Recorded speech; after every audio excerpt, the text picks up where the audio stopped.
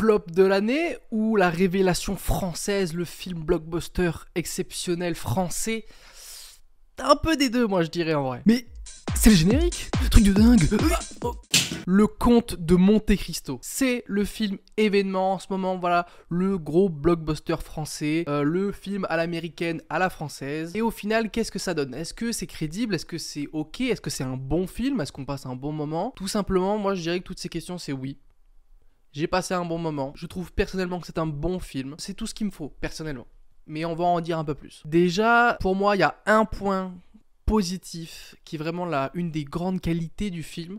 C'est sa beauté visuelle. C'est très beau, tout simplement. Les décors sont très beaux, les paysages sont très très beaux, les couleurs sont très belles. Ça, je pense que il n'y a rien à dire. Je pense qu'il y a très peu de studios ou très peu de fabriqués par l'homme pour le tournage.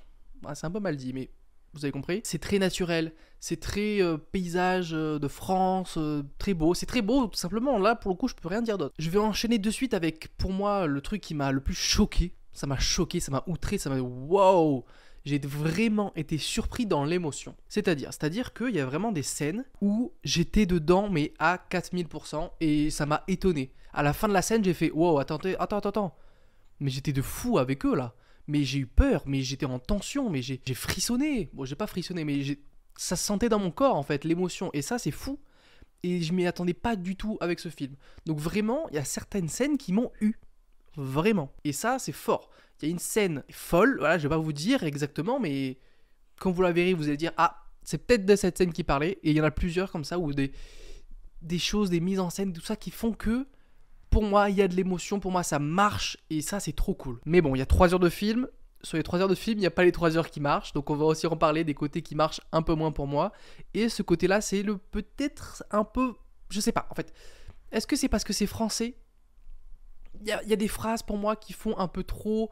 En fait, c'est pas crédible dans les phrases parfois. Vous savez, des phrases, pas en ancien français, mais un peu trop bien parlées, des aristocrates de l'époque, machin. Moi, je sais pas, moi je trouve que ça le fait pas parce que on n'a plus l'habitude maintenant de parler comme ça, etc. Je sais pas si c'est moi parce que j'ai pas l'habitude qu'on parle comme ça et du coup je trouve que ça fait un peu faux, un peu trop en fait.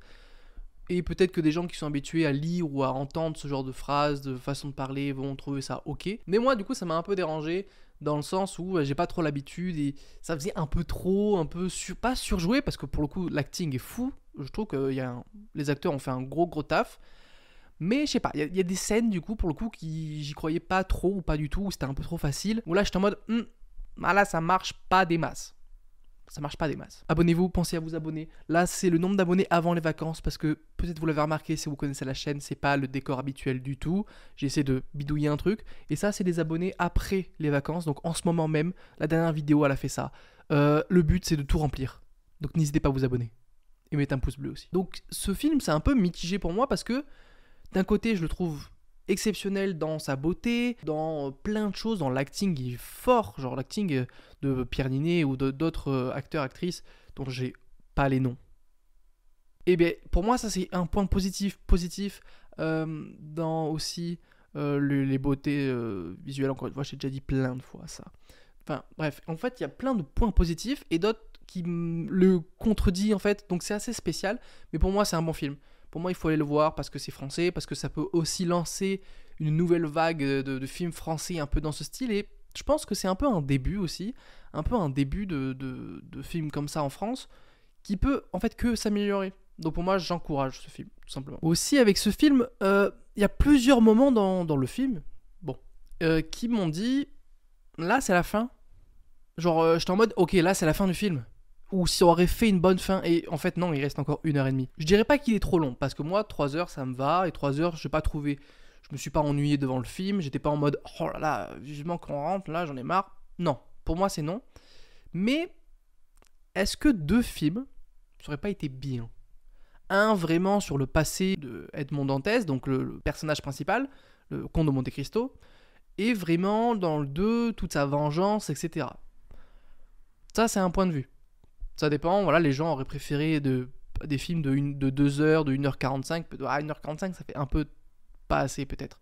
Ou peut-être que c'est beaucoup... En fait, je pense que c'est surtout plus rentable de faire un film de 3 heures pour les gens qui l'ont fait que 2 films. Je pense, je sais pas. Mais je me suis posé la question quand même. Est-ce que c'est pas un peu long pour ce que ça veut raconter, et est-ce que ça nous perd pas? Et d'un côté je pense ça, et d'un côté je pense que c'est bien aussi un film de 3 heures, parce qu'on est vraiment à fond dans le personnage, on le suit sur plusieurs années, on s'attache plus à lui et à ses convictions, et en même temps on le déteste aussi un peu plus. Ça, encore une fois, on va en reparler de cette dualité du personnage principal.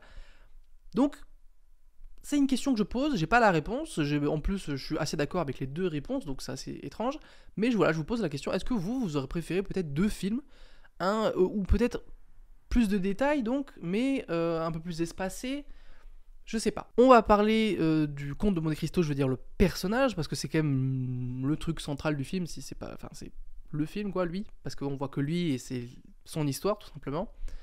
Il est intéressant ce personnage. Personnellement, j'avais jamais lu le Comte de Monte Cristo, etc. Je connaissais pas du tout l'histoire, vraiment à rien, la culture de fou. Et j'ai beaucoup aimé ce personnage en fait, parce que il est, et je crois que le mot à chaque fois je l'oublie et je l'utilise, mais c'est manichéen je crois, quand c'est pas tout blanc ou tout noir. En fait, on le comprend. On sait pourquoi il veut se venger, je veux dire, c'est un peu logique. Le mec il s'est fait emprisonner à tort, il s'est fait trahir, il s'est fait machin, ça c'est dans la bonne annonce, ça je vous spoil pas. Et il va faire des choses qui sont discutables. Il veut punir ceux qui l'ont trahi, il veut punir les coupables, ça, en soi, il n'y a pas de galère, je veux dire, oui, il faut faire punir les coupables parce qu'ils sont coupables. Mais parfois, il va peut-être faire des choses qui vont entraîner des personnes innocentes ou des personnes qui n'ont rien fait par rapport à lui, et c'est à ce moment-là où tu te dis, mec, la justice, tout ça, oui, mais tu es qui déjà pour faire ça? Ça, c'est une question. Et est-ce que ça vaut vraiment la peine? Est-ce que ces gens-là méritent? Je pense pas, mais est-ce que du coup, sa vengeance à lui est plus forte que... Enfin, il y a vraiment toute une dualité de ses convictions, de ce qu'il pense, de comment... de son but, etc., de comment il fait pour atteindre son but, qui est sa vengeance. Et donc c'est intéressant de... en fait, d'une scène à l'autre, tu peux l'aimer, le détester, tu peux être pas d'accord avec lui, être d'accord avec lui, et ça, je trouve ça intéressant, qu'il y ait ce dialogue entre nous et ce personnage, tout au long du film, où c'est pas, allez, on est avec lui, pardon, du début jusqu'à la fin. Non, on est avec lui un petit peu au début, parce qu'il est cool, après, hop, t'es encore avec lui, parce que t'as un peu de peine pour lui, après tu dis, oh là, il va peut-être un peu trop loin, et c'est pareil aussi pour les personnages qui l'accompagnent dans le film. Au début, ils sont avec lui, parce que ils ont un terrain d'entente, c'est pas le bon mot, mais en gros ils sont copains quoi. Et petit à petit, même eux, ils vont être en mode alors je t'aime bien, mais là tu commences à franchir une limite en fait. Et je pense que c'est un des messages du film, c'est à quel moment il faut s'arrêter.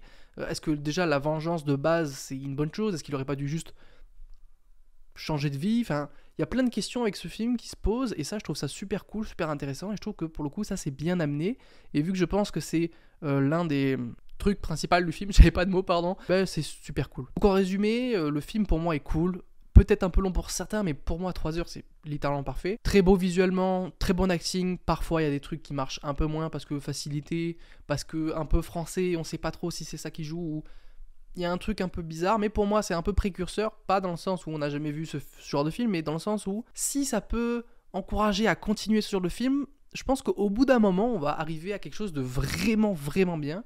C'est cool, c'est un bon film, allez le voir si ça vous tente, si ça vous intéresse. Moi je vous conseille, voilà, c'est un très bon film français encore une fois, faut pas cracher dessus. Ah ouais non, juste une dernière chose, Mercedes, son prénom c'est Mercedes, ça m'a fait rire, j'ai pas pu, ça par exemple j'ai pas pu. Voilà, désolé. Pensez à vous abonner, n'hésitez pas encore une fois, ça fait très plaisir là, ceux qui sont abonnés les 6, vous me régalez, merci. Encore une fois, mettez un pouce bleu, à plus dans le bus.